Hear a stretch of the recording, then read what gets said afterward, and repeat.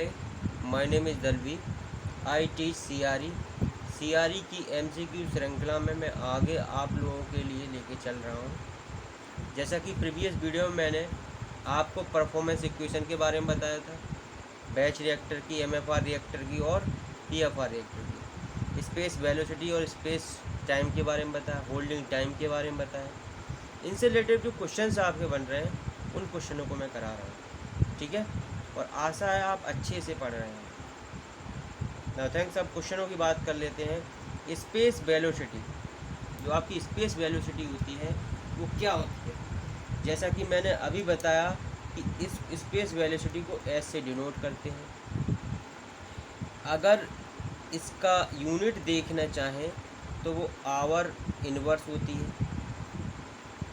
दूसरी point, space velocity है आपकी, अगर कुछ भी दे रखी है, 3 आवर इनवर्स दे रखी है, तो इसका मतलब ये है कि 1 घंटे में 3 रिएक्टर वॉल्यूम आपके ऑपरेट हो जा रहे हैं। तो देख लेते हैं option. Describe the extensive operating characteristics of a tubular flow reactor. आपके पास कोई ट्यूबुलर रिएक्टर है, उसके जो एक्सटेंसिव ऑपरेटिंग कैरेक्टरिस्टिक को डिस्क्राइब करती है, करती तो है। Is the maximum feed rate per unit volume of reactor को फॉर अ गिवन कन्वर्जन, किसी भी गिवन कन्वर्जन में यूनिट वॉल्यूम ऑफ रिएक्टर में मैक्सिमम फीड रेट को दर्शाती है। ये is a measure of a easy of a reaction, ये रिएक्शन को इजी वे में मेज़र कर पाती है। ऑप्शन ए और बी और सी।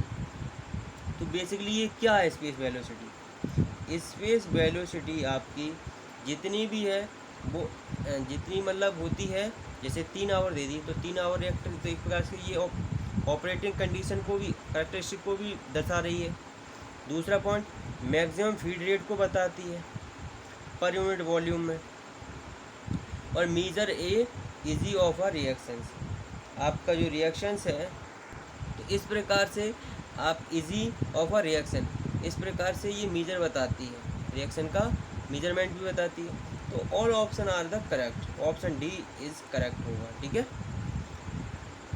Now question number second, a high space velocity. आपके पास कोई भी हाई स्पेस वेलोसिटी है, मीन्स क्या है इसका। अगर वेलोसिटी अगर ज़्यादा है तो इसका मीन क्या है।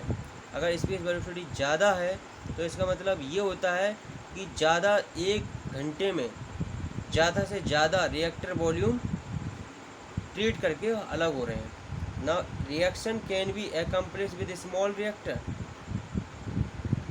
Conversion can be obtain with a high feed rate.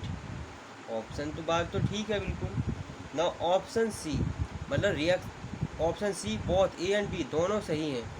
देखो, conversion can be obtain with high feed rate से हो रहा है और reaction can be accomplish with a small reactor में हो रहा है। तो आपकी हाई स्पेस वेलोसिटी होगी वो स्मॉल रिएक्टर में ही होगी, हमेशा याद रखना। Option A, option C is the correct answer. Now space time, जो आपका स्पेस टाइम होता है इन फ्लो रिएक्टर में, फ्लो रिएक्टर का मतलब आप बोल सकते हो PFR और MFR दोनों रिएक्टर हैं। तो इसमें स्पेस टाइम का क्या काम होता है। Usually equal to residence time, भाई होता तो है रेजिडेंस टाइम के इक्वल होता है ना। आपको पता है रेसिप्रोकल टू स्पेस वेलोसिटी, आपको पता है कि टॉ होता है space time is equal to 1/s के रेसिप्रोकल होता है। तो ए भी ऑप्शन सही है, बी ऑप्शन भी सही है। तो ऑप्शन यहाँ पर डी दिख रहा होगा, बोथ ए एंड बी। तो आपके दोनों ऑप्शन डी करेक्ट होगा क्योंकि इसमें दोनों सही हैं आपके, ठीक है। और ये कैपेसिटी को नहीं बताता है स्पेस टाइम, ठीक है। नाउ हम देख लेते हैं चौथे क्वेश्चन की तरफ बात बढ़ते हैं। चौथा क्वेश्चन हमसे ये कह रहा है कि एक स्पेस टाइम ऑफ 3 आवर, कि आपका स्पेस टाइम है वो 3 घंटे है फॉर फ्लो रिएक्टर के लिए। इसका मतलब क्या है, मीन समझाइए आप। तो मैंने अब जैसा कि आप लोगों के लिए जब स्पेस टाइम समझा रहा था तो मैंने बताया था क्या होता है। स्पेस टाइम वह टाइम होता है, अब इसमें 3 घंटे बोल दिया, तो स्पेस टाइम वह टाइम होता है जिसमें एक रिएक्टर वॉल्यूम 3 घंटे में प्रोसेस होकर निकल रहा होगा। तो the time required to process 1 reactor volume of a feed is 3 hours. ये ऑप्शन बिल्कुल करेक्ट है। आगे बढ़ते हैं, देखते हैं 3 रिएक्टर वॉल्यूम, 3 रिएक्टर की वॉल्यूम की बात आ जाएगी। और feed can be process every hour, तो ये स्पेस वेलोसिटी हो जाएगी भाई, ये स्पेस वेलोसिटी हो जाएगी। स्पेस वेलोसिटी अगर आपकी 3 आवर इनवर्स दे रखी है तब तो भैया ये होगा, वरना ऑप्शन अगर स्पेस टाइम 3 आवर दे रखा है तो option A is the correct answer होगा। ठीक है। नाउ सी दे रखा it take 3 hour of damp of entire volume of reactor with the feed, ये डैम्प हो जाता है ना, ये भी नहीं होगा। कन्वर्जन हो जाए 100% आफ्टर 3 आवर्स में, ये भी नहीं होगा ना। स्पेस टाइम में अगर 3 घंटे है तो इसका मतलब ये है कि 3 घंटे में 1 रिएक्टर वॉल्यूम प्रोसेस हो रहा है, वो टाइम स्पेस टाइम है। समझ में आ गया, बिल्कुल क्लियर। नाउ हम क्वेश्चन 5 की बात करते हैं। Space time equal to the mean residence time, आपका टॉ मैंने अभी बताया था, टॉ टी डैश के बराबर कब होगा? वैन जब density of a reaction mixture is constant, जब आपका रिएक्शन मिक्सचर है उसकी डेंसिटी कांस्टेंट होगी तब बराबर होंगे। ऑप्शन ए इज बिल्कुल करेक्ट है, जब हमें आगे बढ़ने की जरूरत ही नहीं है, दिख रहा है, तो option A is correct. Now 5 question I think आप लोगों के अच्छे समझ में आ गए होंगे। हम नेक्स्ट क्वेश्चन आगे बात कर लेते हैं 6 क्वेश्चन की। नाउ अब बोल दिया इसने कि स्पेस वेलोसिटी 5 आवर इनवर्स है। क्वेश्चन नंबर 6 में बोल दिया कि स्पेस वेलोसिटी 5 आवर इनवर्स है, तो इसका मतलब क्या है? इसका मतलब ये है कि 5 रिएक्टर वॉल्यूम पर आवर, 1 घंटे में 5 रिएक्टर वॉल्यूम ट्रीट होके बाहर हो गए। Now 5 reactor volume of feed are being feed into the reactor per hour, बिल्कुल सही बात है। After every 5 hour the reactor being filled with a feed, 100% conversion can be achieved in at least 5 hours. A fixed conversion given batch of a feed take 5 hours. तो आप देख रहे होंगे कि जैसा कि मैंने अभी स्पेस वेलोसिटी के बारे में जब आपको बताया था तो बताया था कि 5 लिखा है, यहाँ 3 लिखा होता तो 3 वॉल्यूम रिएक्टर होता। अगर यहाँ 5 लिखा हुआ तो 5 रिएक्टर वॉल्यूम होगा पर आवर में। तो ये option A is correct answer 6 का। इस तरह से आपको देखना है, घबराना नहीं है किसी भी क्वेश्चन में, आप नॉर्मल वे में उसको पढ़िए, फिर उसके बाद उसमें आराम से टिक करिए। आपके लिए इतना सफिशिएंट टाइम दे रखा है ताकि आप अच्छे से क्वेश्चन को सॉल्व कर सकें। Now 7th question, with increase in space time, आप क्या कर रहे हैं? स्पेस टाइम को इंक्रीज कर रहे हैं of an irreversible isothermal reaction.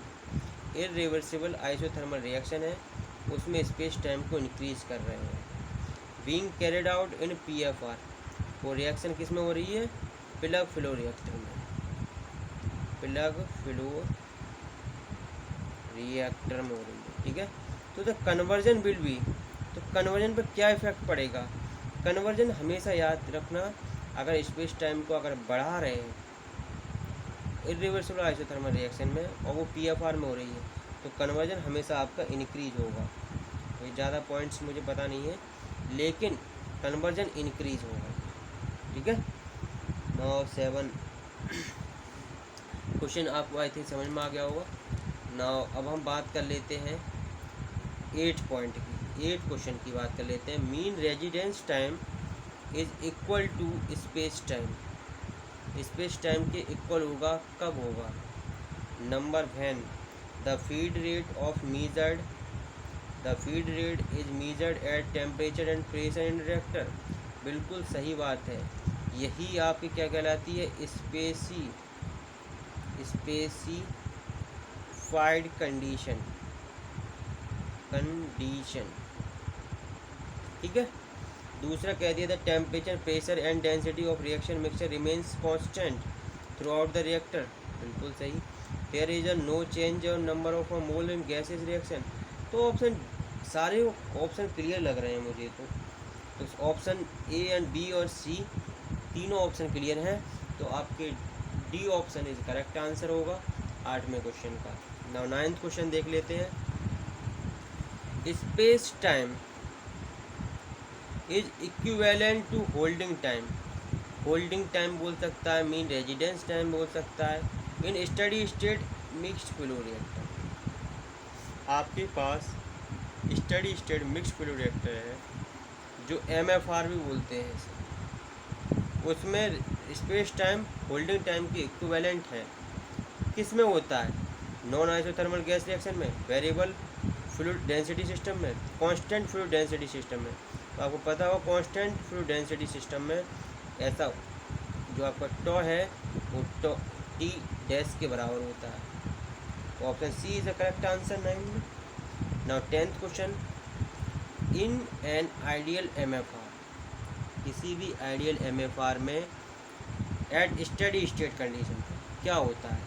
Option A दे रखा है space time is equal to holding time for constant density system. बिल्कुल बात सही है। Composition throughout the reactor remains same. MFR में हाँ लगभग सेम रहता है। और exit stream has same composition the fluid in the reactor. बिल्कुल सही है।